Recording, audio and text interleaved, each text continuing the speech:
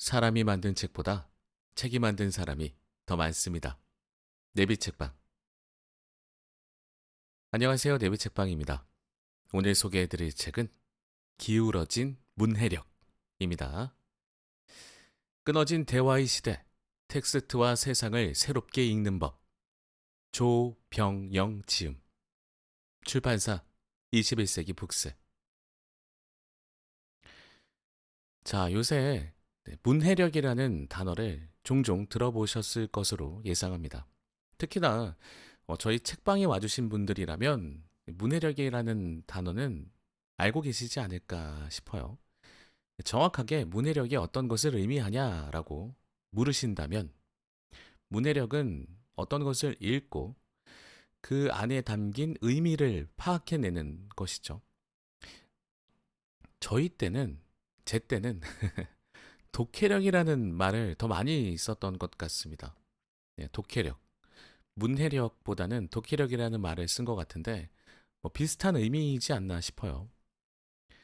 그 안에 담긴 뜻과 의미, 의도 이런 여러 가지 것들을 파악하는 능력인데 요새 문해력 얘기가 많이 나오는 것 보면 아무래도 책과 좀 멀어진 세상에서 살다 보니까 그렇지 않나 싶어요.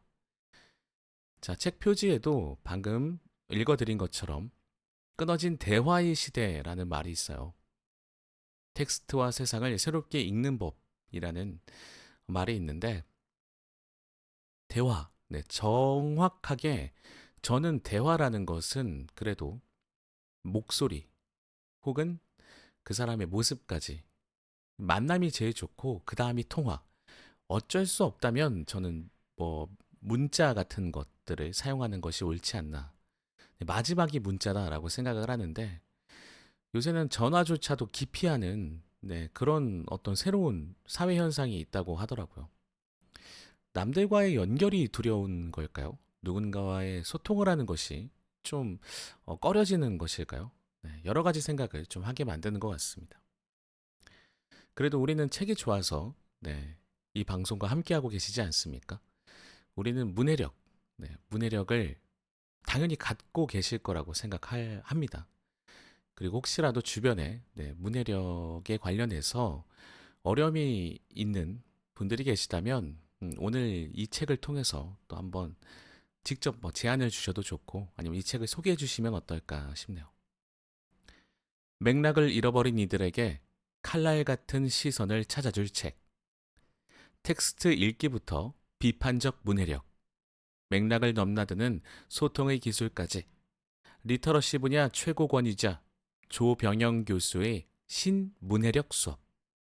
EBS 당신의 문해력 총괄 자문. EBS에서 이 다큐멘터리죠. 당신의 문해력이라는 프로그램을 제작하셨는데 굉장히 좋습니다. 이거 보시면 되게 재밌을 거예요, 아마. 강력 추천합니다. EBS 당신의 문해력. TVN 유퀴즈에서 문해력 해결사로 또 출연하신 적이 있는 것 같습니다. 간단하게 지은이 드려보겠습니다. 한양대학교 사범대학 국어교육과 및 대학원 러닝 사이언스학과 리터러시 전공 교수. 자, 낯선 단어들이 저에겐 다소 어려운 단어들이 많이 나옵니다. 리터러시가 뭘까요? 러닝 사이언스는 대충 뉘앙스로 짐작을 할 수 있겠고요. 미국 피츠버그 대학교와 아이오와 주립대학교에서 교수로 재직했으며 20년 이상 리터러시를 교육하고 연구했다. 자, 리터러시 검색 한번 해보겠습니다. 제가 모르는 것들은 여러분들도 혹시 모르시는 분 계실까봐 저만 모르지 않을 수도 있으니까 여러분들은 알고 계시겠죠. 네. 자, 디지털 리터러시는 다양한 디지털 플랫폼을 통해 정보를 찾아내고 평가하고 통합하는 개인의 능력을 나타냅니다. 라고 하네요. 자, 리터러시. 음, 조금 아쉬운 것은 굳이 리터러시라는 외래어를 쓸 필요가 있나? 우리나라 말로는 문해력이라는 좋은 또 말이 있기 때문에 결국엔 리터러시는 문해력이네요. 네. 저는 그냥 문해력이라고 하고 싶습니다. 글을 읽고 쓸 줄 아는 능력. 네. 그것이 리터러시입니다. 하지만 영어 단어 하나 알아놔도 좋겠죠. 자, 이렇게 좋은 대학교에서 교수님으로 재직하시면서 이 문해력, 리터러시를 교육하고 연구하셨다고 합니다. 다양한 책에 저자시고요. 이 문해력이 우리의 사유를 기울어지게 하고 있다고 경고하는 의미로서 아마 이 책을 집필하시지 않았나 싶고요. 자, 문해력을 바로 배우는 것을 이 저자분께서 책에서 말씀하고 계십니다. 자, 목차 한번 보겠습니다. 목차. 목차 들어가기 전에 잠깐 문해력에 대해서 제 개인적인 생각을 말씀드려 보자면 우리가 읽고 그것을 파악하는 것에 이제는 에너지를, 힘을, 노력을 사용하고 싶지 않아 하는 것 같아요. 그 삶에 여유가 없다랄까요? 그냥 삶이 힘드니까 요즘에 유튜브라는 플랫폼에서도 쇼츠가 더 많이 각광을 받는다고 하잖아요. 짧게 본론만, 본론만 얘기하는 그런 것들이 각광을 받는 것은 아무래도 우리 삶의 여유가 없어서이지 않을까 그런 생각이 좀 듭니다. 삶의 여유가 없는데 많은 시간을 필요로 하는 어떤 글읽기를 통해서 문해력을 키우기에는 너무 힘들겠죠. 하지만 이제 이 책을 좋아하시는 분들은 아시겠습니다만 시간을 통해서 노력을 통해서 이 책의 의미와 그리고 소설이라면 이야기의 어떤 그 중심, 이야기의 어떤 결말을 찾아가는 그 그것이 굉장히 큰 어떤 즐거움을 준다는 것을 알고 계실 거예요. 하지만 여유가 없다. 우리는 여유가 없기 때문에 문해력을 기를 시간이 없다.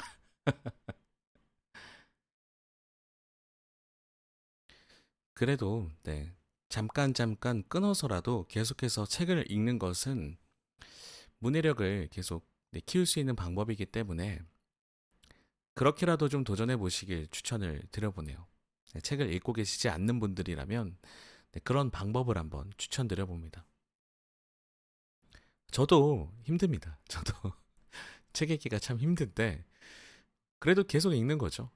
이 방송에서 제가 계속 찾아뵙는 것처럼 하루에 월수금 업로드를 하면서 최소한 1시간 정도는 여러분들과 소통하면서 책 읽기를 하고 있으니까 저는 이것만이라도 저희 문해력 지키는 방법이라고 생각합니다. 자, 목차 소개하겠습니다. 들어가며 기울어진 세상을 문해력으로 바로 세울 수 있다면 일부 새롭게 읽을 수 있을까? 새로운 문해력, 뉴 리터러시. 자, 리터러시는 문해력을 뜻합니다. 최악의 독자. 읽고 쓰기는 가치 중립적인가? 우리는 어떻게 리터러시를 배워왔는가? 진화된 관점의 뉴 리터러시. 상호 텍스트. 분배된 지식. 새로운 문해력. 문해력 전략. 뉴 미디어 시대의 생존 문해력. 왜 가짜에 속을까? 자, 저는 생존 문해력이라는 말이 좀 끌립니다.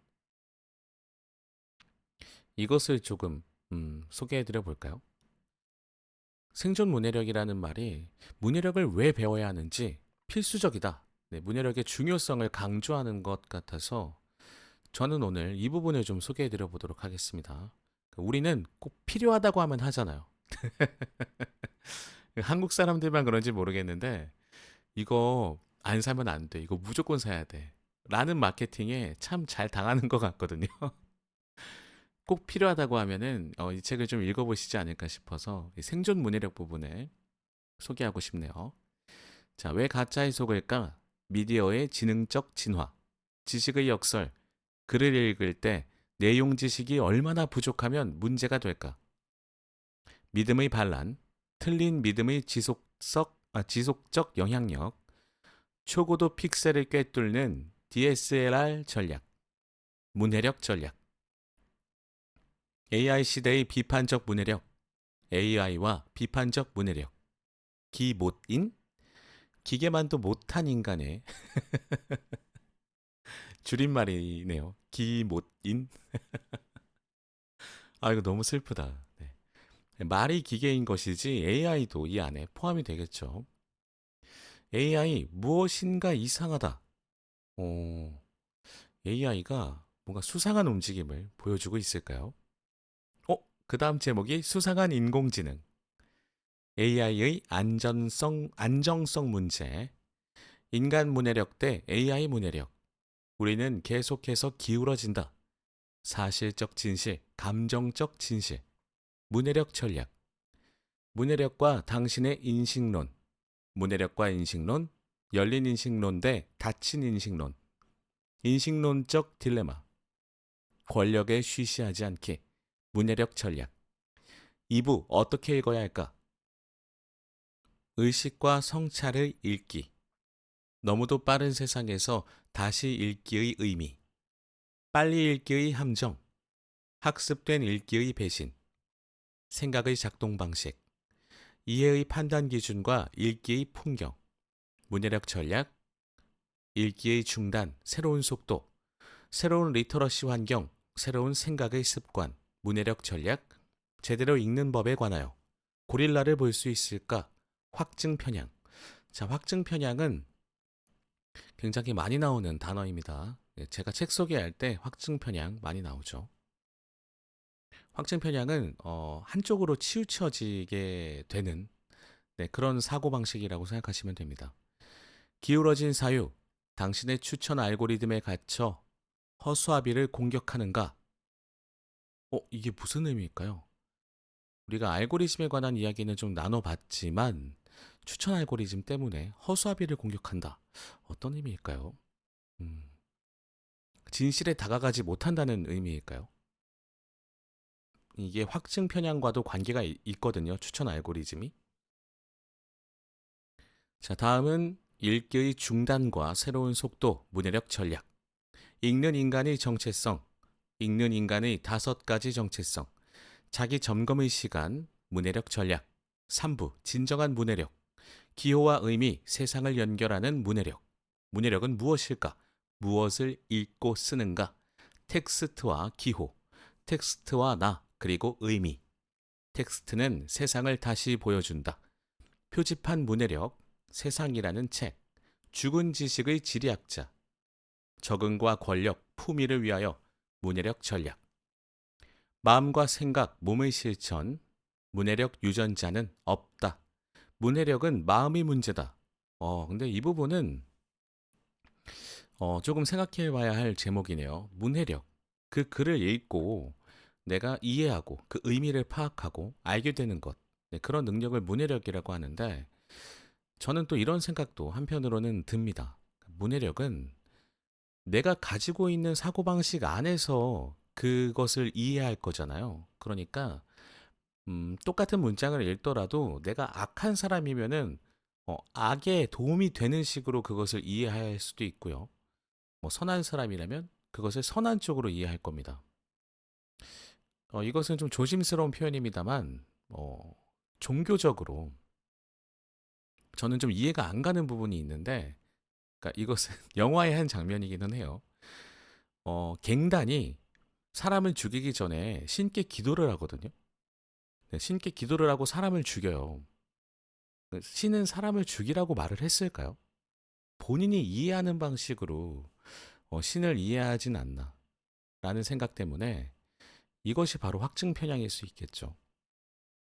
참 어렵습니다. 그래서 문해력이 갖춰지려면 올바른 문해력이 건강한 문해력이 갖춰지려면 사회적 분위기와 교육 시스템도 굉장히 중요하다고 생각을 합니다. 교육 제도가 문해력을 뒷받침해야 한다. 문해력의 밑바탕이 돼야 한다라는 생각이 있습니다. 마음의 실천이 문해력을 좌우한다. 문해력의 부익부 빈익빈 현상, 마태 효과. 마태 효과가 뭘까요?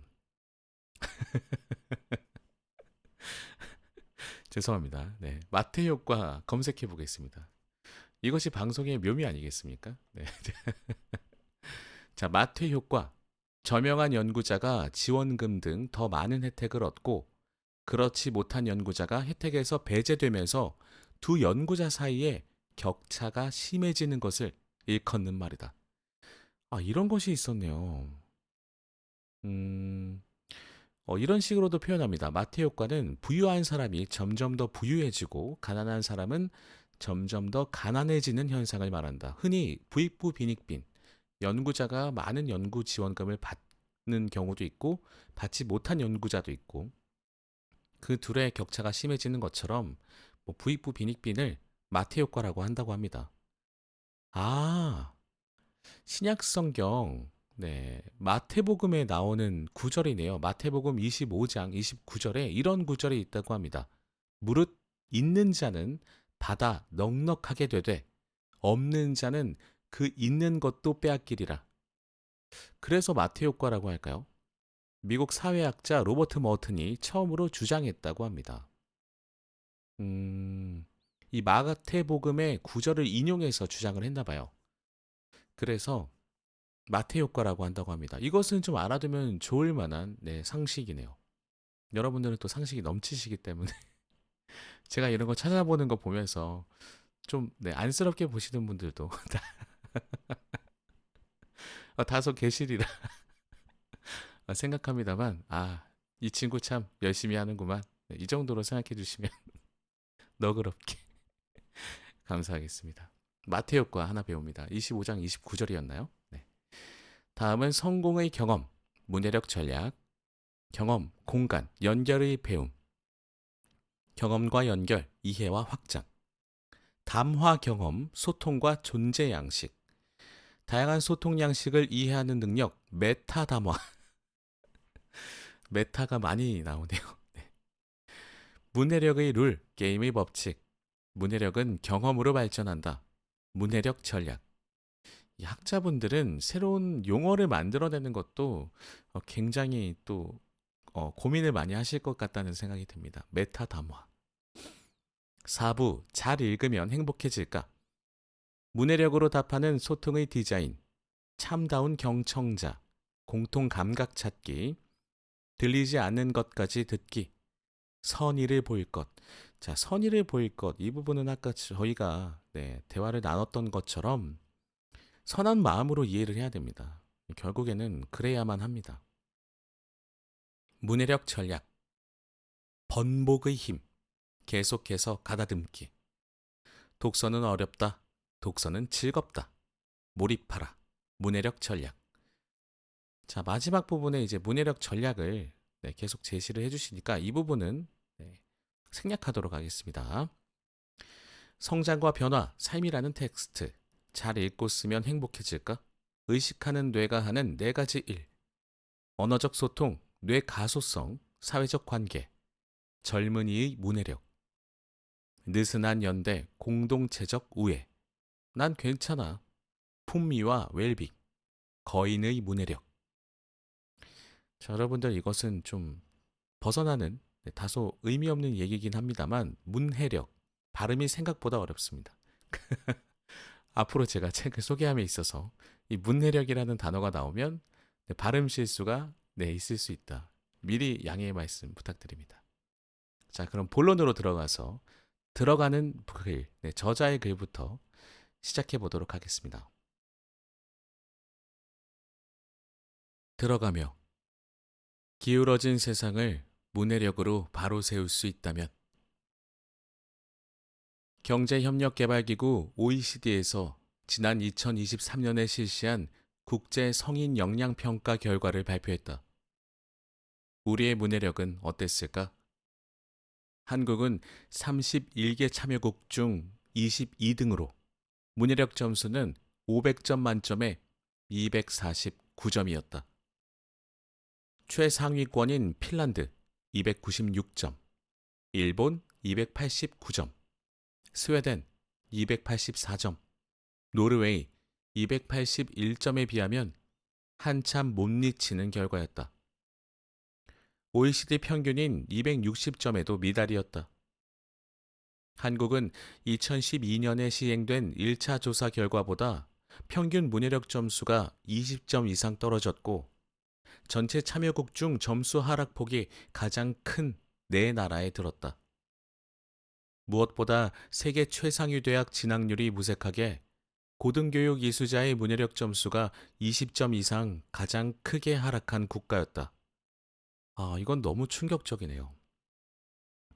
우리의 교육 방법이 잘못됐다라는 것이 그냥 드러나는 결과 아닐까 싶습니다. 우리는 지금 뭔가를 잘못하고 있다. 한국과 어깨를 나란히 한 국가는 리투아니아, 슬로바키아 공화국이었다. 게다가 한국 성인의 약 30%는 문해력 수준이 최저 수준, 간단한 글의 사실 정보를 이해하는 수준 1 이하에 그쳤다. 너무 충격적입니다. 이 수치는 2012년에 비해 2배 이상 증가한 것이다. 사람들의 문해력이 떨어졌다고 해서 당장 세상이 무너지거나 삶이 부서지진 않는다. 세상과 삶은 갑작스러운 사태로 망가지지 않는다. 그것은 어느 순간 우리의 토대가 기울어지고 시간의 중력이 작용하면서 서서히 망가진다. 우리 눈앞에 벌어진 일들, 설마하며 믿기 어려운 일들도 과거에 이미 시작된 기울어짐의 결과다. 문해력은 글을 읽고 쓰는 능력에 바탕을 두고 세상과 삶을 사색하면서 사람들과 어울려 배우고 일하고 소통하고 협업하는 사회적 실천이다. 우리의 문해력이 나약해지고 기울어지면 우리가 세상을 생각하고 살아가는 일도 허술하게 기울어진다. 문해력은 인류의 가장 정교한 업적이지만 우리에게 마치 아무것도 아닌 듯 느껴질 때가 많다. 그러나 우리가 문해력에 소홀해지면 그동안 읽고 쓰면서 대화하고 협력하여 일궈낸 삶의 성과가 한순간에 무너져 내릴지도 모른다. 지금 우리는 마이크로 프로파간다 시대, 거짓말이 초미세먼지 수준으로 가득한 세상을 살아가고 있다. 자, 이 부분은 밑줄을 긋겠습니다.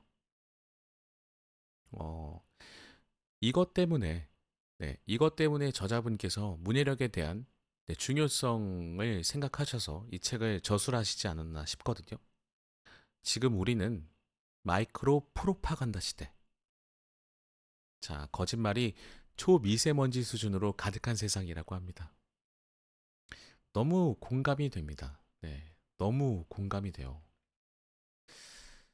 자, 프로파간다라는 것을 여러분들은 어떻게 알고 계십니까? 네, 프로파간다.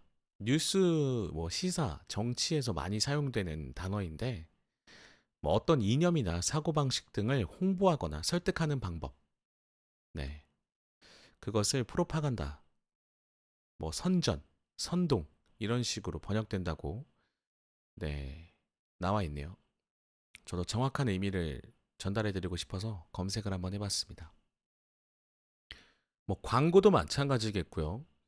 특정 어떤 이익을 위한 어떤 집단의 움직임들도 요새는 많죠. 좀 강요되는 어떤 종교 권유라든지 혹은 어떤 물건에 대한 구매를 유도하는 것.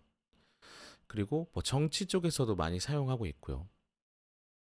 아무튼 정말 혼란스러운 세상이긴 합니다. 그리고 누군가에게 이런 것들을 전달하기가 쉽잖아요. 디지털 세상에서 살고 있기 때문에 핸드폰으로 제가 원하지 않는 메시지를 받는다든지 그런 것들을 통해서 우리는 계속 이런 것에 노출되어 있지 않나 싶네요. 계속 읽겠습니다. 디지털적 현대의 거짓말은 생각보다 체계적이다.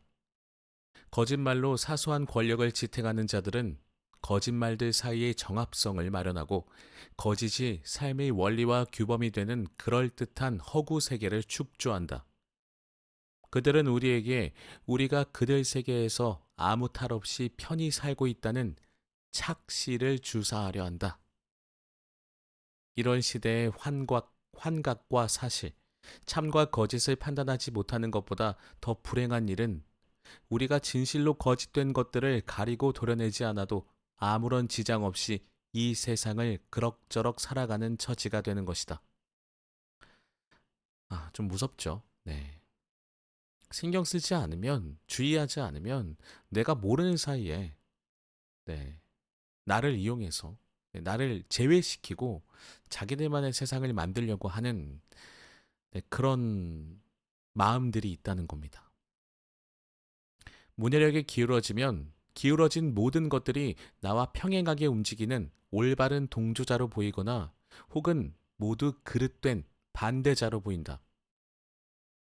그러나 균형의 문해력은 우리가 무엇이, 얼마나, 어떤 방향으로 왜 그렇게 기울어져 있는지를 관찰하고 탐구할 수 있게 도와준다.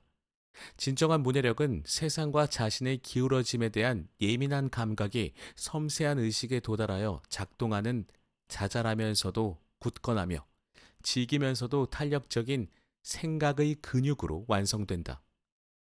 글과 사람, 세상은 기울어질 수 있을지언정 문해력은 결코 기울어질 수 없다. 문제는 기울어지지 않으려는 우리의 노력이다. 정말이지 우리는 삶을 사랑한다. 그것은 우리가 살아가는 일에 익숙하기 때문이 아니라 사랑하는 일에 익숙하기 때문이다. 우와. 와. 너무 멋진 말이네요. 우리는 삶을 살아가는데 우리가 삶에 익숙하기 때문이 아니라 사랑에 익숙하기 때문이라고. 철학자 니체의 말, 내가 가장 사랑하는 말이다. 문해력은 어렵고 복잡하다. 때론 성가시고 말라 비틀어질 듯한 경험이다.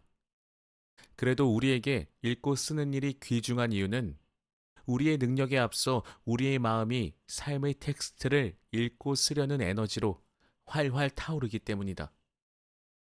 말로만 하는 문해력 타령은 맛없고 무의미하다. 내가 몸소 실천하는 문해력, 남과 함께 자라는 문해력을 경험할 때 비로소 읽고 쓰는 일의 의미가 살아난다. 그것은 삶을 풍요롭게 만든다. 이제 문해력 프로젝트를 시작하자. 지난 시간을 가다듬고 오늘 우리에게 필요한 새로운 문해력을 배우자. 문해력을 능동적으로 경험하고 비판적으로 실천하자.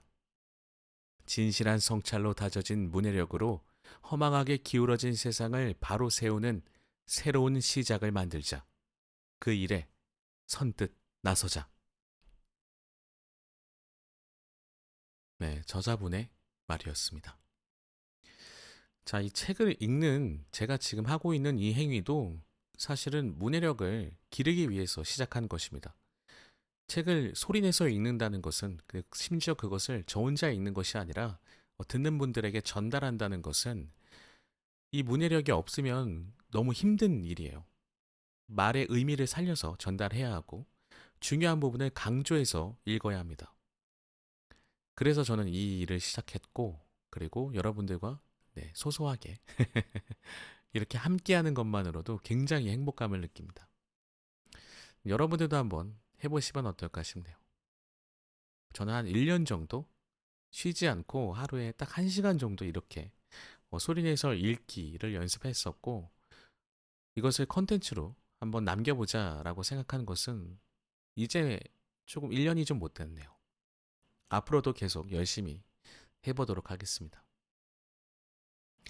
자, 아까 제가 말씀드린 그 생존의 문해력이었나요? 네, 생존 문해력. 이 부분을 오늘 한번 소개해 드려 볼까 합니다. 자, 일단은 제가 분량 체크를 한번 하고요. 딱 좋네요. 네, 분량은 딱 좋게 나오는 것 같습니다. 잠시만요. 뭔가 잘못 누른 것 같은데? 다시 한 번만 확인하겠습니다. 뉴미디어 시대의 생존 문해력. 확인했고요. 네, 오늘 이 부분 소개해 드려 보도록 하겠습니다. 문해력으로 어떤 직업을 가지려고 하냐라고 물어보시는 것 같은데 그런 건 아니고 문해력은 인간을 이해하는 방법이라고 그냥 생각을 해요. 인간의 이해하는 방법? 네.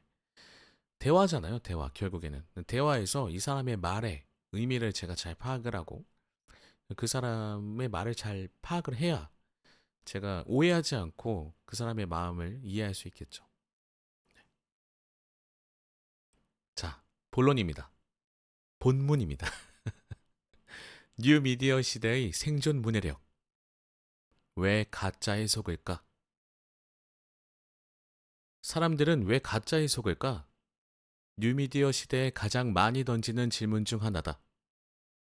코로나19 시기에 우리는 바이러스든 백신이든 격리든 유튜브와 소셜미디어에 연일 쏟아지는 가짜 뉴스와 허위 정보에 시달렸다. 코로나19와 관련된 모든 것이 삶의 최대 관심사였던 그때, 왜 사람들은 신중하게 정보를 판단하지 못했을까?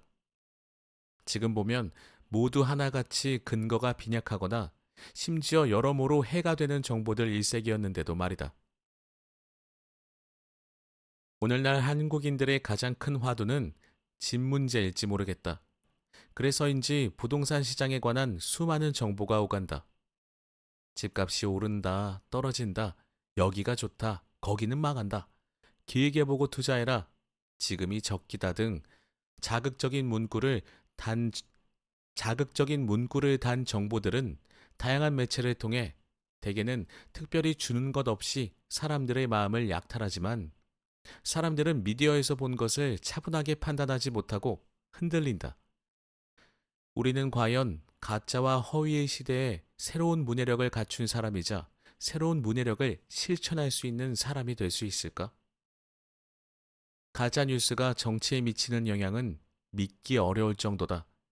정치판만큼 가짜와 거짓말이 넘치는 영역도 없다.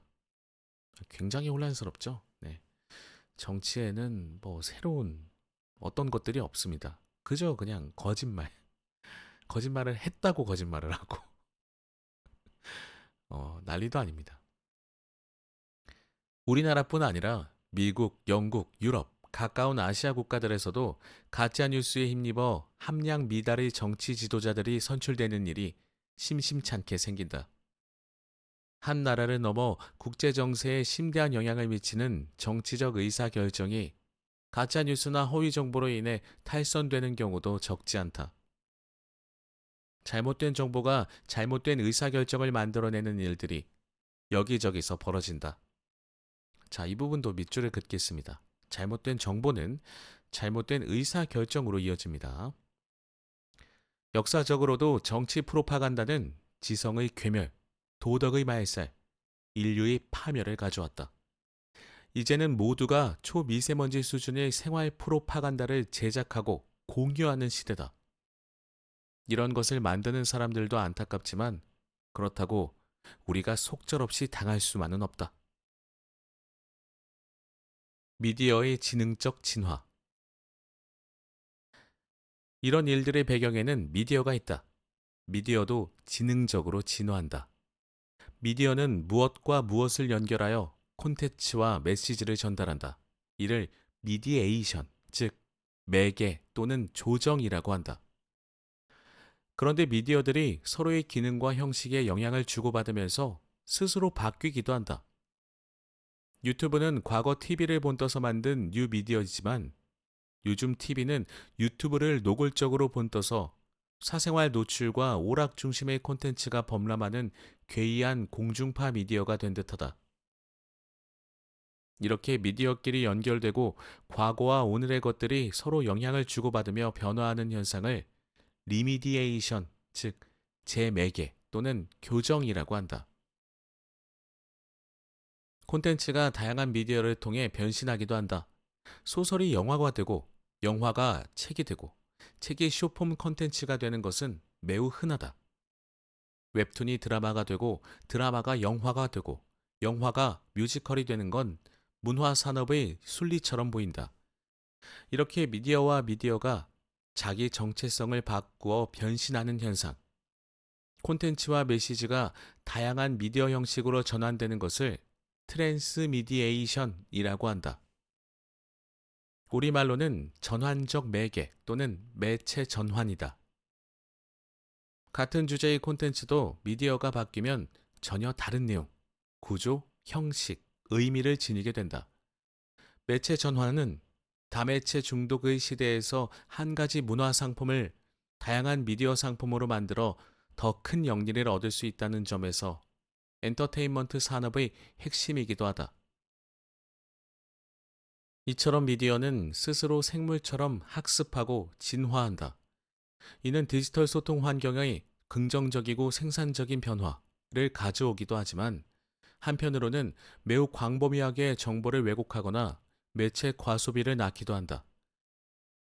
피겨스케이팅 김연아 선수의 경쟁자였던 일본의 아사다마오 선수가 서울대병원에서 사망했다는 출처불명의 정보는 금세 댓글에서 댓글로 재생산되어 쇼츠로 변모하고 좋아요로 전파되어 급기야 뉴스가 되었다. 이런 거짓 정보는 정말, 네. 20세기 가장 영향력 있는 문화 비평가인 마셜 매클루어는 미디어가 메시지다 라고 통찰했다. 이는 형식, 목적, 맥락, 기능, 역할 등을 포괄한 미디어의 본질이 미디어가 전달하는 메시지의 본질을 좌우한다는 뜻으로 이해할 수 있다. 우리가 보고 듣고 읽는 미디어가 무엇인가에 따라 우리가 보고 듣고 읽는 메시지가 달라질 수 있으며 우리의 감각과 인지가 이미 미디어의 포위망 안에 사로잡혀 있음을 간과할 수 없다. 자, 저는 또 이 책을 읽으면서 이 저자분의 글을 쓰는 습관 혹은 말씀하시는 습관을 좀 파악할 수 있겠네요. 자세히 보시면 뭔가를 나열하는 말들을 굉장히 많이 표현을 하십니다. 내용, 구조, 형식, 의미를 지니게 된다. 혹은 아까 밑에서 어떤 것이 나왔었죠? 형식, 목적, 맥락, 기능, 역할 등을 포괄한 이런 식으로 표현을 하신다든지 우리가 보고 듣는 미디어가 무엇인지에 따라서 보고 듣고 읽는 메시지가 달라질 수 있다. 이런 식으로 쭉 나열하시는 것들을 굉장히 잘 사용하시네요. 이런 것들을 알아가는 게 재밌습니다. 이분이랑 직접 제가 대화를 하게 된다면 이런 식으로 말씀하시겠구나 라는 게 좀 짐작이 되죠. 쓰기의 습관은 말하기 습관이랑 좀 비슷하다라는 생각을 저는 하거든요. 물론 조금 달라지긴 합니다만 어떤 감정이나 내가 담고자 하는 내용이 좀 다를 수 있기 때문에 표현 방법은 다르긴 하니까 재밌습니다. 현대의 읽기는 텍스트 읽기뿐 아니라 미디어 읽기를 포괄해야 한다. 뉴 미디어 시대의 읽기 문제는 복잡하고 중층적이다. 사람들이 가짜 정보에 속는 이유도 다양한 기술과 기법이 동원되어 요동치는 미디어와 무관하지 않다. 텍스트 뒤에는 지능적으로 진화하는 미디어가 자리하고 있고 미디어 뒤에는 돈이 되는 것은 무엇이든 선이라는 디지털 자본주의가 도사리고 있다. 그러나 미디어의 맥락을 차분하게 분석하려는 능력은 점점 결핍되고 있다. 뉴미디어 시대의 문해력이 본질적으로 비판적이어야 하는 이유이다. 지식의 역설. 문해력 논란의 원인이 단지 미디어에만 있지는 않다. 근원적으로 그것은 읽기의 문제다. 그리고 읽기가 지식의 문제와 결부된다는 점에서 가짜에 속거나 흔들리는 읽기를 지식의 역설로 여겨볼 수 있다. 지식이 무조건 좋은 것이라고 생각할 수 있지만 지식은 우리의 글 읽기에 도움이 되기도 하고 때로는 예기치 못한 곳에서 모순적인 결과를 낳기도 한다. 글을 읽고 이해하기 위해서는 반드시 지식이 필요하다. 이때 지식은 언어 지식, 내용 지식, 영역 지식, 텍스트 지식 등 인간이 살아가면서 학습한 모든 지식을 포괄한다. 특히 삶의 내용, 상식, 규칙, 상황을 포괄하는 세상 지식이 없으면 글을 이해하기 어렵다. 글을 이해하는 과정은 글에 있는 정보와 내가 가진 지식이 연결되어 새로운 의미가 만들어지는 경험이기 때문이다. 다시 말해, 세상 지식이 없으면 의미가 만들어지지 않는다.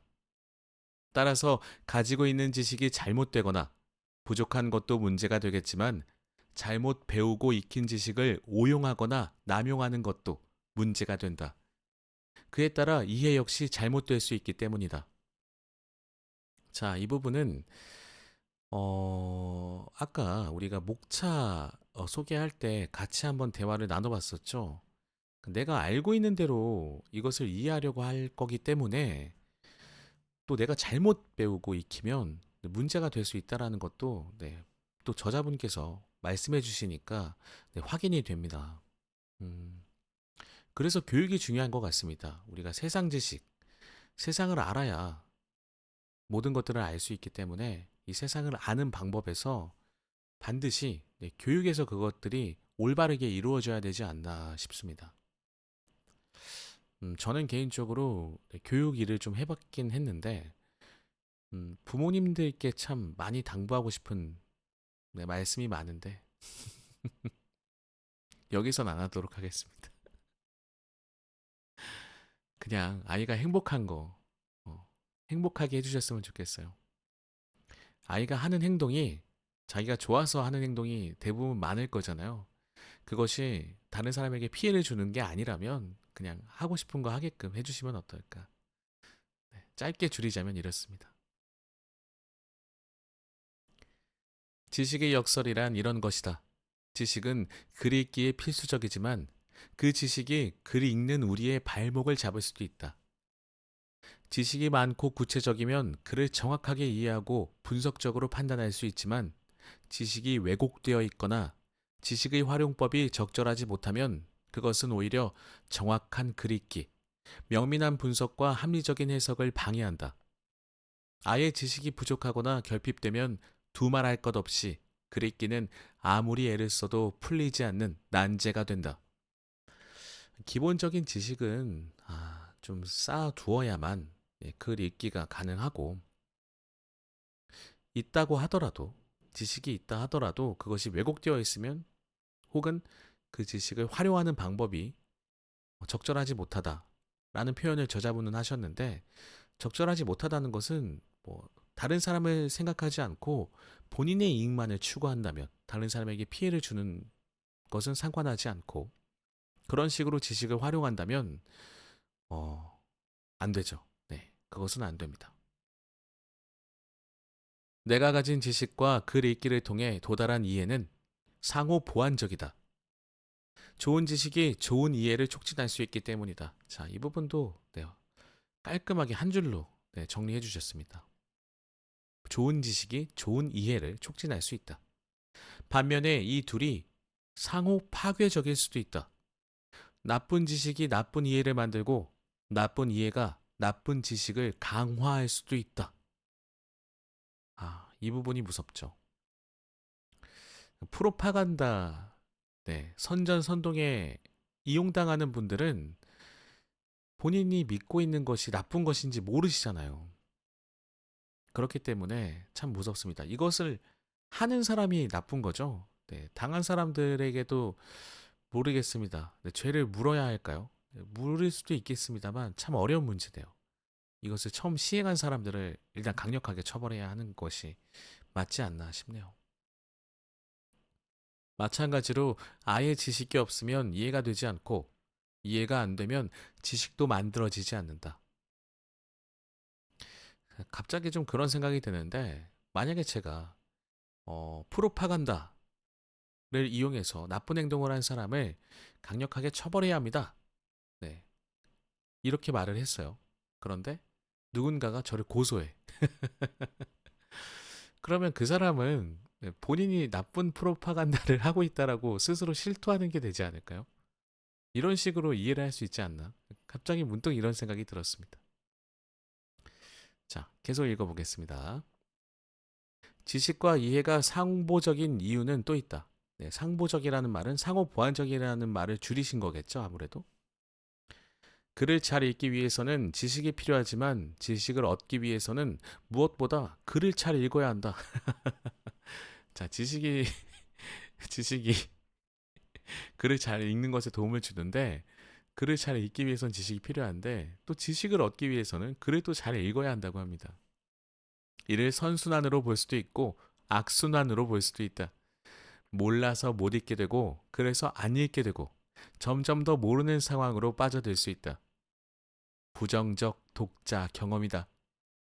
반대로 잘 알아서 더 잘 읽게 되고 그래서 더 많이 알게 되고 더 많이 읽게 되는 상황이 될 수도 있다. 긍정적 독자 경험이다. 가짜와 허위에 속는 이유도 지식의 문제일 수 있다. 지식이 부족하거나 잘못되었거나 혹은 적합하게 활용되지 못하면 가짜를 걸러내지 못하고 허위 정보 앞에서 무너질 수 있다.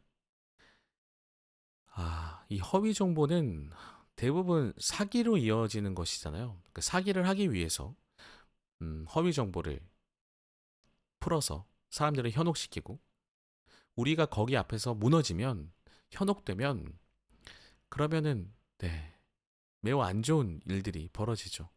우리나라 현재 상황에서 가장 큰 문제 중에 하나는 뭐 여러 가지 사기 사건들이 있겠습니다만 생존과도 관련이 있는 전세 사기 문제가 아닐까 싶습니다. 안타깝습니다. 네, 진심이에요. 진심으로 안타깝습니다. 특히 매우 전문적인 영역에서 전문적인 문제에 관하여 전문적인 용어와 형식으로 설계된 허위 정보 앞에서는 이 부분에서 나오네요. 전문 영역에서 부동산은 잘 모르시니까 관심을 가지시는 분들이 많이 안 계시잖아요. 그러니까 부동산의 법적인 문제에 대해서는 전문적인 영역이라고 봐야겠죠. 전문적인 용어와 형식으로 설계된 허위 정보 앞에서 내가 가진 지식이 무용지물일 수도 있다. 이 부분은 우리가 이런 상황에서 취약할 수 있기 때문에 조심합시다라고 저자분께서 친절하게 알려주시는 것 같습니다. 저는 밑줄을 긋겠습니다. 그러니 사람들에게 귀가 따갑게 그러니까 잘 읽고 판단하세요 라고만 말할 수 없다. 잘 읽고 잘 판단하기 위해서는 질적, 양적으로 적합한 세상 지식과 전문 지식이 필요할 수밖에 없다. 이 전문 분야는 그래서 우리가 대리인들을 이용하는 거잖아요. 그 분야의 대리인들에게 수수료를 주고 부동산 계약을 하고 그랬는데도 참 어이가 없습니다. 네. 방금 이 웃음의 의미는 웃겨서가 아니라 참 어이가 없어서. 네. 전문 지식이 필요한데 전문 지식을 대리로 수행해주는 그 대리인들조차 믿을 수가 없으니 이게 법에 보호가 없으면 우리 같은 사람들, 저 같은 사람들은 살 수가 없습니다. 참 법이 잘 보호해줬으면 좋겠습니다. 안전하다고 판단이 되어야 결혼도 하고 출산도 하고 그런 거 아니겠습니까? 글을 읽을 때 내용 지식이 얼마나 부족하면 문제가 될까? 지식의 문제를 조금 더 살펴보자. 그래프 2는 미국에서 고등학생 3,500여 명을 대상으로 진행한 한 실험 결과를 나타낸 것이다. 이 실험은 제시문 관련 배경 지식 문제 풀기, 제시문 읽기, 제시문 독해 문제 풀기의 순서로 진행되었다. 실험이 끝난 후 연구자들은 참여 학생들의 배경 지식 점수와 글 독해 점수 간의 상관관계를 분석했다. 그래프 2의 세로축은 독해 점수를, 가로축은 배경 지식 점수를 나타낸다. 참여자들의 평균 점수는 각각 독해 15점, 34점 만점에 15점, 배경 지식 38점, 54점 만점에 38점이었다. 그래프 중간의 파란색 선은 독해와 배경 지식의 통계적 상관관계를 보여준다. 배경 지식 점수 33.5점 근처에서 이 선이 꺾이는데 통계적 문턱값인 33.5점 이전에는 기울기가 평탄하다가 그 이후부터는 부쩍 급해진 모양이다. 배경 지식이 독해에 영향을 미치기 시작하는 최소 수준이 33.5점인 것이다. 다시 말해 배경 지식의 영향이 어느 정도 전체 배경 지식의 약 62%에 해당되기까지는 잠잠하다가 한계점이 넘어가면서 점진적이고 급격하게 글 이해에 영향을 미친다고 해석할 수 있다. 자, 저는 지금 그래프를 보고 있습니다. 자, 독해 점수는 네, 거의 평탄하게 완만하게 가다가 네, 뒤로 갈수록 갑자기 네, 급경사를 이루면서 올라가기 시작합니다. 배경 지식 점수는 네, 독해 점수에 영향을 미친다는 그래프네요. 네. 배경 지식의 점수가 올라가면 독해 점수도 당연히 올라가고 있습니다. 조금 더 살펴보자. 한편으로 배경 지식의 문턱값 아래에 있는 학생들의 분포를 보라. 즉, 가운데 세로선을 기준으로 왼쪽 학생들, 왼쪽은 배경 지식이 부족한 학생들입니다. 배경 지식이 부족한 학생들의 87%가 독해 평균 15점에 미치지 못했다. 배경 지식이 없으면 독해하기가 어렵습니다. 단 13%만이 평균 점수를 넘었다. 다른 한편으로 독해 평균 점수를 초과한 학생들, 즉 가운데 가로선을 넘은 학생들 중 세로선 오른편의 학생들의 91%가 배경 지식 문턱값을 넘겼다. 지금 이렇게 그래프를 분석하는 것을 말로 제가 설명을 드리다 보니까 이해가 좀 어려우실 것 같습니다. 그냥 단순하게 생각하시면 되겠습니다. 배경 지식 점수가 낮은 학생들은 독해 점수가 낮게 나왔고요. 배경 지식 점수가 높은 학생들은 네, 독해 점수도 점점 올라가는 것이 보입니다.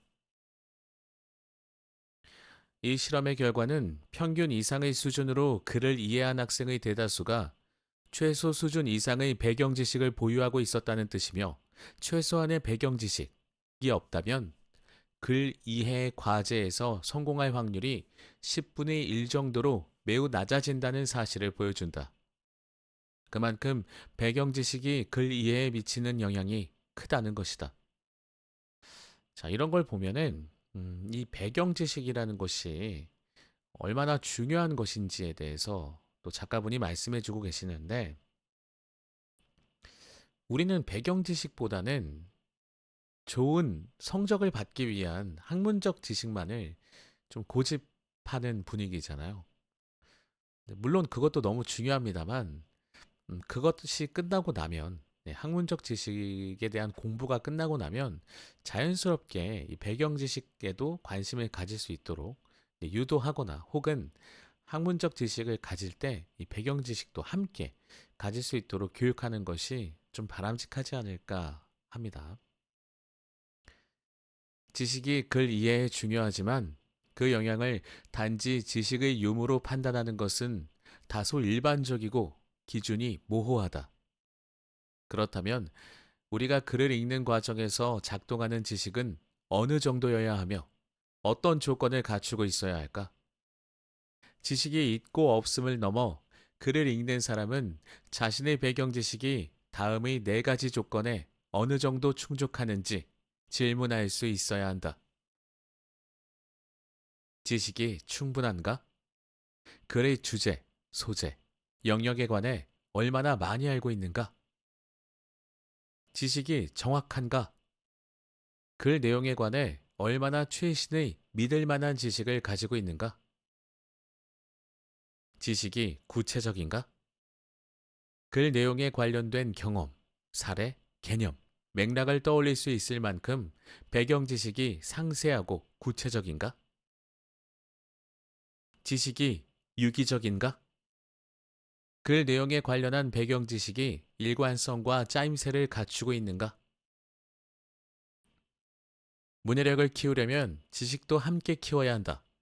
그리고 지식을 키우는 좋은 방법은 다양한 자료를 읽으면서 생각하고 질문하고 활용해 보는 것이다. 지식과 이해는 상호 보완적이기에 어느 것이 먼저라고 이야기할 수 없으나 이 둘이 조화롭게 균형을 이루는 방식으로 함께 발전할 수 있도록 노력해야 한다. 문해력은 국어 시간에만 키우는 것이 아니다. 사회, 과학, 수학 시간에도 지식과 이해를 다루기에 문해력이 중요하고 또 향상될 기회가 만들어진다. 문해력은 지식을 다루는 모든 교과목, 학습 상황, 학문 영역, 삶의 문제 상황에서 성장할 수 있다. 가짜에 속지 않는 문해력은 탄탄한 지식과 연동되어야 한다. 부정확하게 파편적으로만 설핏 알고 있다면 가짜에 속기 쉽다. 믿음의 반란. 사람들은 왜 이렇게 잘 속을까? 지식 못지않게 믿음도 중요하다. 지식의 역설에 버금가는 것이 믿음의 반란이다. 우리는 지식도 가지고 있지만 믿음도 가지고 있다. 지식이 강화되면 믿음이 되고 믿음이 검증되면 지식이 된다. 와, 이 말도 너무 좋습니다. 지식이 강화되면 믿음이 되고 믿음이 검증이 되면 지식이 된다는 말. 너무 멋진 말인 것 같은데요. 요새 요새 뉴스나 어떤 세상에서 사건 사고가 되는 것들을 보다 보면 좀 허황된 믿음, 알맹이 없는 믿음으로 인해서 많은 것들이 문제가 되고 있다는 생각이 듭니다. 저자분은 지식이 강화된다고 하셨는데 만약에 이 지식이 거짓된 지식이거나 왜곡된 지식이면 그것조차도 믿음이 될 수 있겠죠. 거짓된 믿음과 거짓된 왜곡이 될 수 있을 겁니다.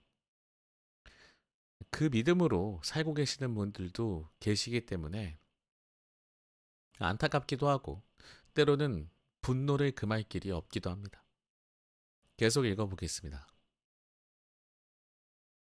세상에 부적합한 지식이 있듯이 틀린 믿음도 있다. 저는 제가 좀 혼자서 저를 칭찬할 때가 있는데 어떤 구절을 읽을 때 저는 저자분의 이 글을 보면서 어떤 저자분이든지 글을 읽으면서 이럴 수도 있지 않을까라는 생각을 계속 하면서 읽거든요.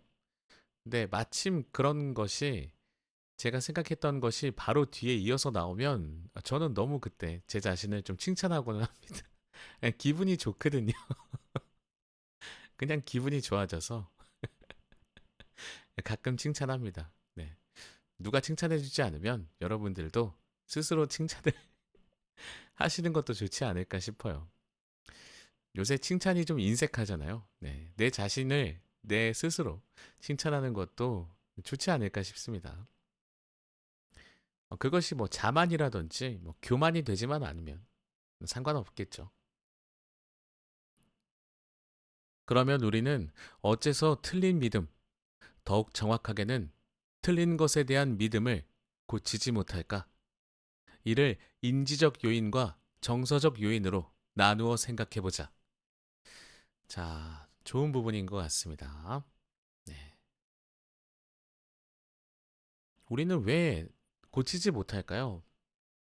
자, 인지적으로 보겠습니다.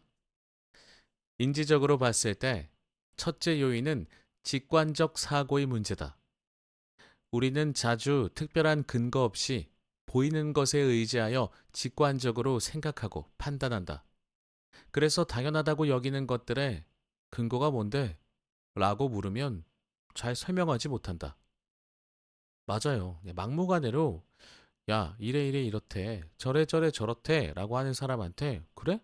근거는 뭔데? 라고 물어보면 잘 설명하지 못합니다. 주로 정치와 관련된 이야기들을 하시는 분들께 이런 질문을 하면 대답을 잘 못하시는 경우가 덜어 있더라고요. 직관적 사고 자체가 나쁜 것은 아니지만 상황에 따라서는 직관적 사고에도 치밀한 근거가 필요하다. 내가 지금 읽고 보고 듣는 것의 전체를 잘게 썰어 근거와 주장을 살피고 이 둘을 접착시키는 보이지 않는 전제와 가정을 따져보는 분석적 사고가 필요하다. 싱싱한 생선회가 당겨도 날 생선을 먹을 수는 없다. 생선의 비늘을 벗겨 깨끗이 씻고 뼈를 발라 도마 위에 놓고 잘게 점여야 건강하게 섭취할 만한 음식이 된다. 이 비유는 너무 좋습니다. 네. 날 생선을 그대로 뜯어먹긴 힘들죠. 네. 가공을 좀 해야 합니다. 직관적 사고와 분석적 사고가 균형을 이루면 보이는 것과 보아야 하는 것을 통합하여 현명하게 판단할 수 있다. 글도 도마에 놓고 착착 썰어 이해하는 문해력이 필요하다. 자, 이 부분도 너무 좋습니다. 자, 오늘 작가분의 책은 또 제가 유난히 밑줄을 많이 긋고 있습니다. 둘째는 인지적 판단 실패다. 어떤 정보가 눈에 들어왔을 때는 덥석 물기보다 우선 출처를 파악해야 한다. 그리고 눈앞의 정보와 배치되는 정보, 반대되는 주장이나 근거가 무엇일지 내용도 따져보아야 한다. 하지만 이런 인지 능력 자체가 부족하면 정보 판단에 어려움을 겪을 수 있다. 자, 이것도 너무 자주 일어나는 현상입니다. 이런 이유는 예를 들면 이런 게 있지 않을까 싶어요. 예를 들면 우리가 인터넷에서 어떤 사건 사고에 대한 글을 봤을 때 처음에는 그랬거든요. 저는 인터넷에 올라온 글들은 야 이거 믿을 만한 거야? 라고 했는데 어느 순간부터는 진실이 담겨 있는 글들도 올라오다 보니까 저도 모르게 그냥 의심하지 않고 조금 받아들이고 있는 그런 모습이 보이더라고요. 하지만, 네, 하지만 주의해야 합니다. 그리고 가장 또 주의해야 할 것은 내가 믿고 싶어 하는 정보를 누군가가 던져줄 때 그것을 제가 덥석 물어버리면 판단도 하지 않고 물어버리면 속고 그리고 저는 거짓된 정보를 지식으로서 인정을 하면서 그렇게 믿을 수밖에 없겠죠. 잘못된 길로 갈 수밖에 없겠죠. 하지만 이런 인지 능력 자체가 부족하면 정보 판단에 어려움을 겪을 수 있다. 판단하기 어렵다면 판단을 잠시 유보하는 것도 좋다. 성급한 결론을 남용하면 가짜가 판치는 현대 세상에서 살아가기가 피곤할 수밖에 없다. 안타깝게도 성미가 급하고 거친 악플러들은 오히려 이런 섣부른 판단을 결단력, 단호함, 명민함으로 착각한다. 셋째는 인지적 익숙함이다. 자신이 가지고 있는 잘못된 믿음을 너무 잘 설명해주는 가짜 정보를 만난 경우에 특히 문제가 된다. 그렇죠. 네. 제가 믿고 싶어 하는 정보들. 이때 독자는 지금 보고 있는 가짜 정보가 자기 신념에 딱 들어맞아서 옳거니 내 말이 라고 환호하며 서슴없이 그것을 받아들인다. 더군다나 이런 부류의 정보는 아주 전문적으로 꾸며져 있다. 그럴듯한 통계와 인용, 참고 문헌과 함께 보기 좋게 디자인되어 있다. 내가 믿고 또 좋아 보이기까지 하니 설득력이 높지 않을 수 없다.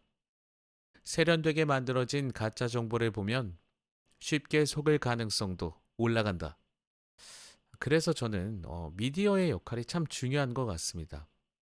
요새는 정말 혐오가 판치는 시대라고 생각을 하는데 편을 자꾸 나누고 갈등을 조장하고 이런 글들이나 주장도 개인의 주장들도 뭐 SNS나 이런 것들을 통해서 자꾸 올라오지만 우리가 보게 되지만 미디어, TV 방송국들, 뭐 라디오 방송국들에서도 이런 주제를 좀 가진 쇼 프로그램, 오락 프로그램은 안 만들었으면 좋겠어요, 저는.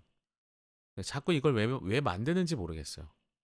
오히려 그런 갈등을 부추기는 것 같아서, 물론 그 프로그램의 목적은 그 갈등을 해소하기 위함이라고 하지만 절대 그렇지 않거든요. 제 생각이지만 조심스럽게 말씀드려 봅니다. 아마도 어떤 갈등을 해결하기 위해서 그런 프로그램을 만들었다 하더라도 정작 사람들이 그 프로그램을 보면서 갈등이 해결됐을 때 굉장히 시원한, 소위 말해서 뭐 사이다라는 느낌을 받을까요? 저는 절대 그렇지 않다고 생각하거든요. 아우, 다행이다. 저 갈등 해결됐네. 이럴까요? 저는 아니라고 봅니다. 대부분 저거 봐, 저거 봐. 저거 또 다시 재발한다, 저거. 쟤네 또 싸워. 이래서 뭐 남자는 믿으면 안 돼, 뭐 여자는 믿으면 안 돼, 이러면서 분명히 또 갈등만 생길 거라고요. 저는 그냥 차라리 그런 프로그램 안 했으면 좋겠어요. 근데 문제는 그런 프로그램이 계속 만들어지는 이유가 있다면 우리가 그런 것을 원해서 만들어지지 않을까요? 믿고 싶은 정보를 계속해서 제공하잖아요. 그렇지 않았으면 좋겠는데 참 어렵네요. 뭔가 내가 별로 잘못한 게 없는데 자꾸 내가 피해를 보고 대표적으로 전세 사기 당하신 분들 정말 너무 힘드시잖아요. 잘못한 게 없는데 피해를 보고 계시잖아요. 그렇다 보니까 뭔가 인지 부조화 같은 게 생길 수도 있을 것 같아요. 난 잘못한 게 없는데 내가 왜 피해를 받지? 그러니까 내 잘못이 아니니까 이건 남의 잘못일 거야. 이렇게 생각할 수도 있지 않을까요? 그러면 나의 안에 있는 뭐 부당함, 억울함, 두려움, 분노 이런 것들을 다른 뭔가에 자꾸 쏟아내려고 할 수밖에 없겠죠. 우리나라의 교육률은 전 세계적으로도 가장 높은 편에 속해서 절대로 지적 수준이 떨어지는 사람들이 있다고 생각하지 않습니다. 다들 높은 편이고 배운 것도 많고 아는 것도 많고 궁금한 것도 많은 분들이 계실 텐데 그런데도 이해가 안 될 만큼 내 잘못도 아닌데 피해를 보게 되니까 거기에서 오는 어떤 쇼크, 혼란스러움 그런 것들이 타인에 대한 분노로도 바뀔 수 있다라는 생각도 저는 좀 들어요. 참 어려운 세상입니다. 계속 읽어보겠습니다. 가짜에 속는 데는 인지적 요인 못지않게 정서적 요인도 크게 작동한다. 첫째로 출처 판단의 단서들에 대한 사람들의 반응과 경향성이다. 엘리트나 지식인이 이야기한 말들은 쉽게 믿음이 간다. 달변의 유사 지식인, 전문 용어로 치장한 사이비학자들의 말들은 더욱 그럴듯하게 들린다. 이것도 너무, 네. 으, 기분이 좋지 않습니다. 주변에서 많이 봐요. 저는 개인적으로 이 책을 보다 보니까 제 이야기가 참 많아지네요. 주변에서 최근에 들었던 것 중에 가장 어이가 없었던 게, 여기 지식인들에 대한 소개가 나오잖아요. 달변의 유사 지식인들의 말을 쉽게 믿어버리는 경향. 뭐 본인이, 아, 좋은 대학교를 나와서, 네, 좋은 대학교를 나와서, 서울에 제 3대 대학교를 나와서 문학 관련된 무슨 상을 받았대요. 그런데 지금은 의료기기를 만들어서 팔고 있다는 거예요. 근데 나이가 많으신 어르신들이 그 좋은 대학교 나왔다고 하니까 그걸 덥석덥석 사시더라고. 근데 저는 한편으로 무슨 생각했냐면, 아니, 문학 관련된 일을 한 사람이 왜 의료기기를 만들어서 팔아? 저게 신빙성이 있어? 이랬거든요. 네, 그것을 본인의 돈벌이로 이용하는 사람들이 진짜 나쁜 사람 같아요. 네, 그만큼 또 어르신들은 순수하신 분들이 많다 보니까 네, 참 가슴이 아팠습니다. 좀 분노하기도 했어요. 유튜브와 같은 소셜미디어, 심지어 공중파 방송에서도 흡사 지식인처럼 보이는 사람들이 많다. 그들의 이야기에는 왠지 혹하게 된다. 똑똑해 보이는 사람이 이야기하니까 정말 그럴 것 같다는 생각이 들기도 한다. 정보 생산자가 공신력이 있어 보이는 조직에 소속되어 있다고 밝히면 뭔가 권위가 있을 것처럼 보인다. 공공기관을 내세우는 경우라면 말하는 사람, 글쓴이의 전문성과 책무성이 과대 포장되어 빠져들기 쉽다. 더욱이 저자나 화자가 왠지 매력적이라면 더욱 설득력이 높아진다. 청산유수로 말을 잘하고 깔끔한 외모, 지적인 발음과 억양, 마음을 울리는 목소리까지 더해지면 더할 나위 없이 좋아 보인다. 안타깝게도 매력이라고는 전혀 없는 리터러시 전문가도 멀끔하게 차려입은 주식 유튜버가 늦었다고 생각할 때가 적기입니다. 라고 외치면 당장 적금을 깨 추천 종목에 투자해야 할 것만 같은 생각이 든다. 독자가 처한 상황에 딱 맞아떨어지는 감정 자극도 원인이 된다. 몇 년 전 기록적 폭우가 내리던 여름, 서울 어느 아파트에 악어가 나타났다는 소문이 인터넷 소셜미디어에 퍼졌다. 사람들이 이게 뭐야? 아파트에 악어가? 아이, 설마 한강에서 악어 출몰? 이라며 소문을 퍼날랐다. 재미 반 호기심 반의 감정이었을 것이다. 하지만 유례없는 홍수로 최첨단 서울 강남마저 물바다가 되어 우왕좌왕할 때 누군가 찍어 올린 누런 악어 사진은 정말 악어로 살아나 디지털 세계를 마구 돌아다녔다. 서울에 악어가 나타날 수 있을까? 멧돼지라면 모르겠으나 악어는 기대하기 어렵다. 사실 이 악어는 아파트 놀이터의 조형물이었다. 홍수로 놀이터가 잠기니 다른 것들은 안 보이고 악어만 둥둥 떠 있는 것처럼 보였다. 그런데 사람들이 서울 한복판에 악어가 나왔다는 소식을 심심찮게 믿었다. 불안 때문이었다. 비가 억수로 퍼붓고 부촌까지 물에 잠기는 상황이 되니 사람들의 마음이 불안해졌다. 불안한 사람들의 마음을 자극하는 정보가 사람들 눈에 쑥 들어온 것이다. 사람의 감정이 흔들리면 가짜 앞에도 판단력도 흔들린다. 퇴직을 앞둔 사람들은 불안한 노후 때문에 헛된 투자 광고에 속기 쉽고 검사나 형사 같은 사람들의 권위에 눌려온 서민들은 기관 사칭 피싱, 스미싱, 파밍에 넘어가기 쉽다. 가짜는 그런 상황을 노린다. 셋째는 우리의 세계관이다. 각자가 세계를 인식하고 바라보는 눈이 실은 판단력을 멀게 한다. 어떤 정보가 누군가가 이미 가지고 있는 세계관에 딱 맞는 것이라면 귀에 쑥쑥 들어온다. 그 정보가 맞든 틀리든 간에 자신의 세계관과 삶의 성향에 맞는 것만을 취하는 태도, 옳고 그름을 따지지 않고 조건 없이 따르는 우리의 경향성이 깊은 사색과 질문보다 앞에 나서기 때문이다. 요즘 우리 사회에서는 정치적 당파성과 이념적 성향에 따라서 집단적 확증 편향, 틀린 믿음에 빠지는 상황이 자주 관찰된다.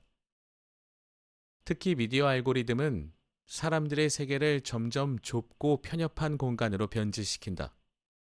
그 속에 갇혀 사는 사람들의 세계관도 좁고 편협해질 수밖에 없다. 틀린 믿음의 지속적 영향력. 누구나 여러 가지 이유로 자신 안에 틀린 믿음이 생기지만 글을 읽기는 잘못된 믿음을 고치는 가장 좋은 방법이다. 외부의 글을 통해서 자신의 믿음을 견주어 볼 수 있는 기회를 가질 수 있기 때문이다. 나에게 도전적인 글을 찾아 읽고 기꺼이 틀린 믿음을 감지하고 수정할 수 있다면 좋은 문해력을 갖춘 셈이다. 하지만 그림 일처럼 글을 읽어도 틀린 마음이 잘 안 바뀌는 사람들도 많다. 두 가지 경우를 생각해 보자. 첫째, 문해력을 갖추지 못한 사람은 도전적인 글을 읽어도 자신의 틀린 믿음과 그 틀린 믿음을 수정해 줄 수 있는 외부 텍스트, 수정 내용이 전혀 관련 없다고 생각한다. 아예 이 둘을 연결짓지 못한다. 자기 안에 틀린 믿음이 지속될 수밖에 없다. 아무리 좋은 외부 정보가 들어와도 그것을 자신의 믿음과 연결하지 못하면 허위 정보에 기반한 지식이 신념으로 굳어져 머릿속에서 떠나기 어렵다. 글이 자신에 대해 말하는데도 그것이 자신의 이야기인 줄 모르는 경우다. 메타인지 수준의 성찰이 필요한 독자다. 자, 그림을 보고 있습니다.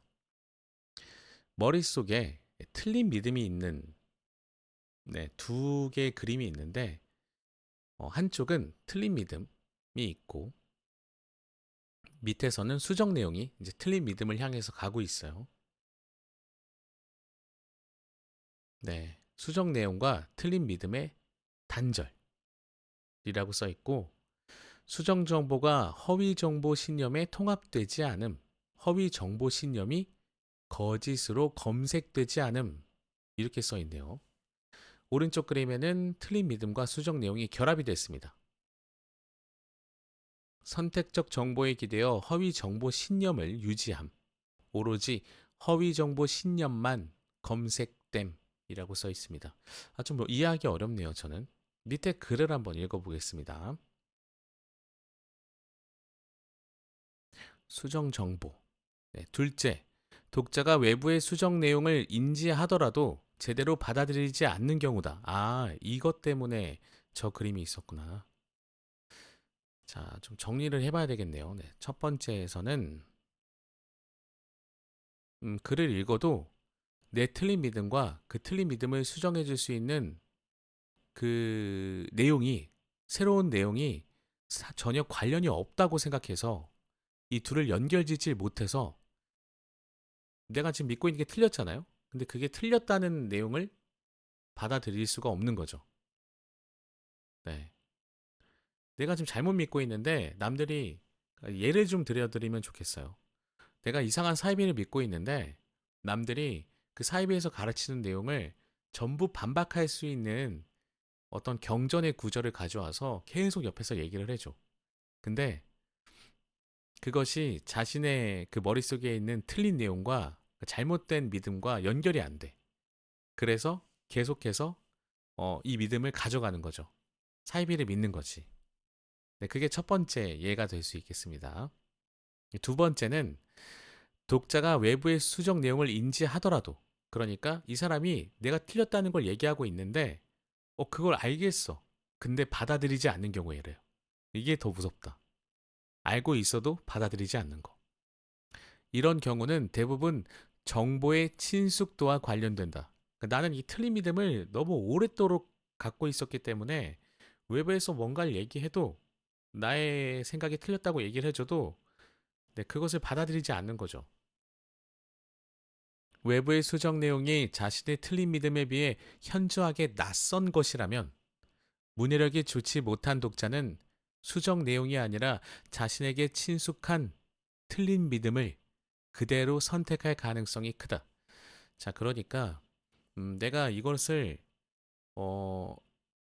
이해하지 못하니까 더더욱 그럴 수 있어요. 내게 틀렸다는 얘기를 하고 있는데 그게 무슨 말인지는 알겠어. 근데 내가 문해력이 좋지 않다 보니까 그것을 이해하는 게 좀 힘들고, 더군다나 나는 내가 여태까지 믿었던 나의 틀린 신념, 이 믿음이 더 익숙하고 좋아.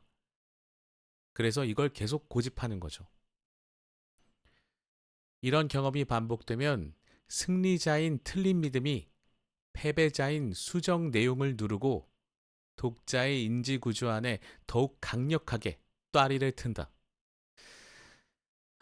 지금은 제가 사이비에 빗대어서 얘기를 했지만 지금 수많은 사상 같은 것들이 이 사회 안에 점점 고개를 들고 있습니다. 그것들을 믿는 사람들이 자기들끼리 세력을 막 결속시키고 점점 세를 불리고 그런 모습들이 보이죠. 그런 사람들에게 내가 아무리 얘기를 해도 그 사람들이 내 말을 이해 못하면 어차피 받아들이지 않을 거고, 내 말을 이해했지만 나는 지금 내가 믿고 있는 게 좋은데 하면 또 안 받아들일 거라는 거예요.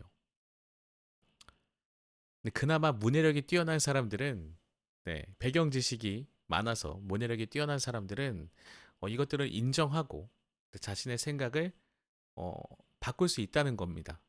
네. 근데 문해력이 떨어진다고 우리나라가 지금 OECD 30개국 중에서 문해력이 하위권이에요. 큰일이네 이거. 큰일입니다. 지식보다 더 바뀌지 않는 것이 믿음이고, 잘못된 신념은 우리의 지식 과정을 한없이 경직되고 편협하게 만든다. 자, 신념이라는 말이 계속 있죠. 허위 정보에 노출되었을 때 우리의 지식이 한계적이고 유기적이지 못하거나 피상적이라면 정확한 판단이 제한된다. 더욱 심하게는 우리가 가지고 있는 잘못된 믿음과 익숙함에 관대해지고 자기 의식성과 성찰이 결여되어 기꺼이 자신의 지식과 믿음을 수정하지 못하는 닫힌 마음 때문에 허위 정보에 속박된다. 이것도 조금, 네, 그렇습니다. 닫힌 마음이라는 것은 네, 자기의 생각이 너무 확고하신 분들을 얘기하는 것 같기도 합니다. 저는 몇 번 뵌 것 같아요. 주변에서도. 네, 가까운 분들 중에서도 이런 분들을 좀 몇 번 봤던 기억이 납니다. 절대로 바꿀 수 없더라고요. 네, 아무리 어떤 토론이나 의견을 제시해도 절대로 바뀌지 않더라고요. 이것이 바로 이 책에서 지금 이야기하고 있습니다. 뭐라고 얘기하셨냐면 가짜가 우리를 집어 삼키는 메커니즘이다. 너무 무섭죠? 네. 우리가 가짜에게 집어 삼켜지고 있는 겁니다. 가짜에 속지 않기 위해서는 평소에 면역력을 키워야 한다. 가짜를 판별하는 힘을 기르려면 적당하게 가짜에 노출될 필요도 있다. 신체의 면역 원리와 같다. 독감 바이러스를 약하게 만들어 몸 안에 집어넣어 독감 면역력을 키우는 예방 접종처럼 위험하지 않을 정도의 순화된 허위 정보와 잠재적 위험성을 관찰하고 한 발 앞서 사실, 논리, 출처 기반의 분석과 평가를 수행할 수 있는 허위 정보 예방 접종이 필요하다. 학교에서도 가정에서도 사회에서도 가짜 정보가 가지는 잠재적 위험에 대해 교육할 필요가 있다. 가짜 범람의 시대에 언제나 옳은 텍스트만 읽는 것이 문해력을 키우는데 능사는 아니다. 자, 예방접종을 할 필요는 있다. 가짜를 경험을 해봐야 그래도 우리가 가짜인지 아닌지 판별할 수 있지 않겠냐, 분별할 수 있지 않겠냐라고 말씀하시는 것 같네요. 이 말도 맞는 말씀인 것 같습니다. 근데 우리가 노력하지 않아도 이 가짜 범람의 시대에서는 어, 어쩔 수 없이 그 가짜들을 보게 돼요. 우리가 굳이 가짜를 한번 찾아볼까? 나 오늘 가짜 기사만 읽을 거야. 나 가짜 글만 읽을 거야. 하지 않아도 돼요. 우리가 보는 모든 것들에 대해서 의심을 하고 그것의 근거가 무엇인지, 네, 어떻게 나에게 이것이 다가오고 있는지, 내가 이 글에 취약한 부분이 뭔지, 그런 것들을 끊임없이 네, 조심하시고 경계하시고 네, 의심하시면서 보시다 보면 나 이거 진짜인 줄 알았는데 했던 것이 가짜인 경우도 상당수 있을 거라고 생각합니다.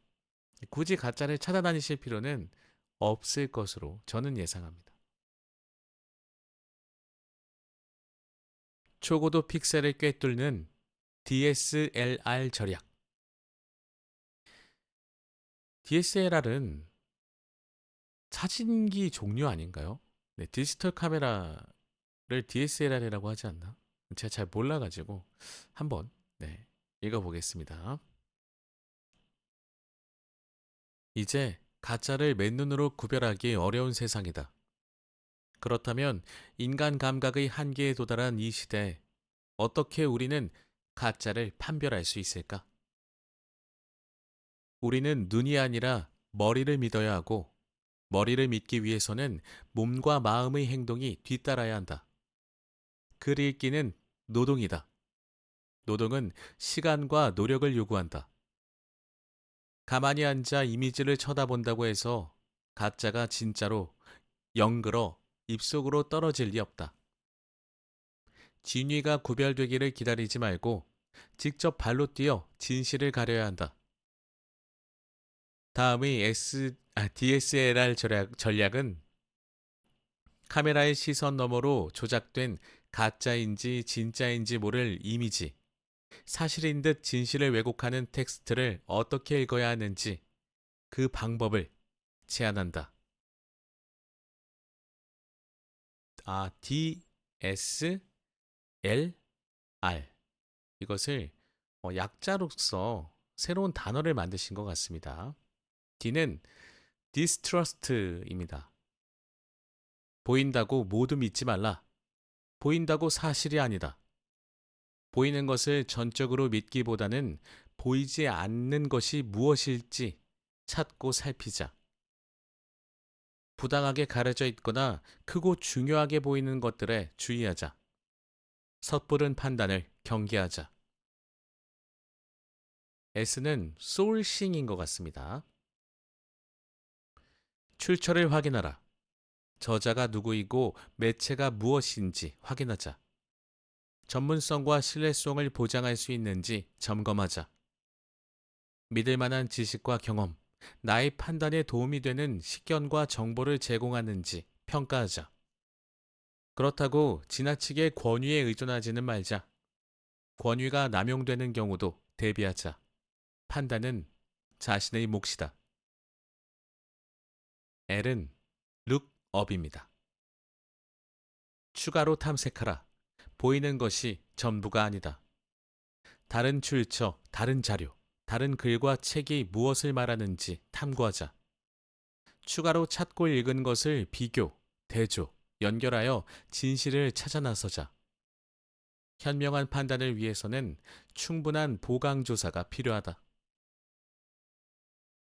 R은 real read입니다. real read. 다시 읽으라. 천천히 다시 보자. 이미지와 영상도 보는 걸 넘어 읽어야 한다. 새로운 지식과 관점에서 다시 읽으면 안 보이던 것이 보이고 보이던 것도 새롭게 보인다. 2번 읽고 3번 고민하자. 확실치 않으면 또 읽고 다시 생각하자.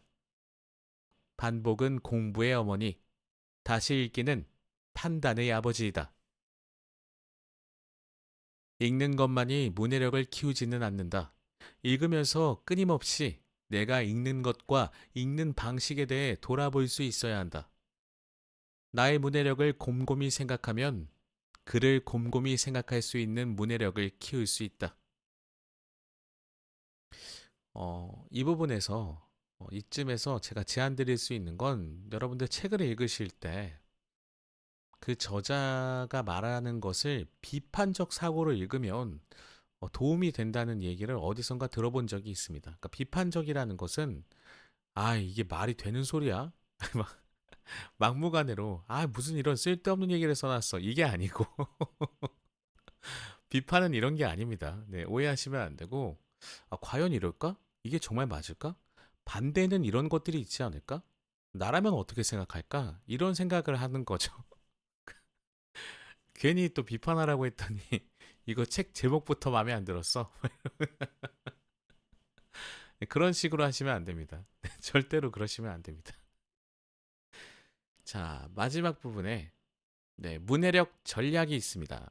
여기까지만 오늘 소개해드려 볼게요. 시간이 굉장히 지체됐네요.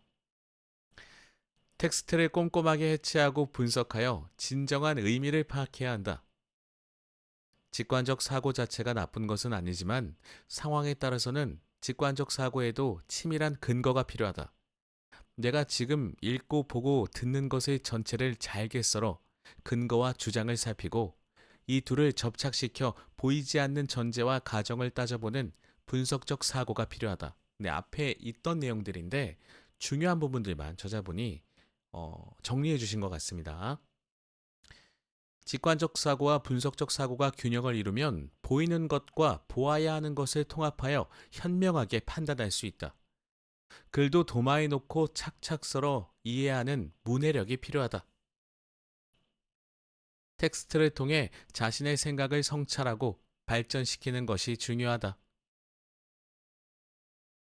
문해력을 갖추지 못한 사람은 도전적인 글을 읽어도 자신의 틀린 믿음과 그 틀린 믿음을 수정해 줄 수 있는 외부 텍스트가 전혀 관련 없다고 생각한다. 아예 이 둘을 연결짓지 못한다. 자기 안에 틀린 믿음이 계속 지속될 수밖에 없다. 아무리 좋은 외부 정보가 들어와도 그것을 자신의 믿음과 연결하지 못하면 허위 정보에 기반한 지식이 신념으로 굳어져 머릿속에서 떠나기 어렵다. 이 2가지 부분은 꼭 기억하시길 바랍니다. 자, 오늘의 책 기울어진 문해력이었습니다. 저는 이 책이 너무너무 좋은데요.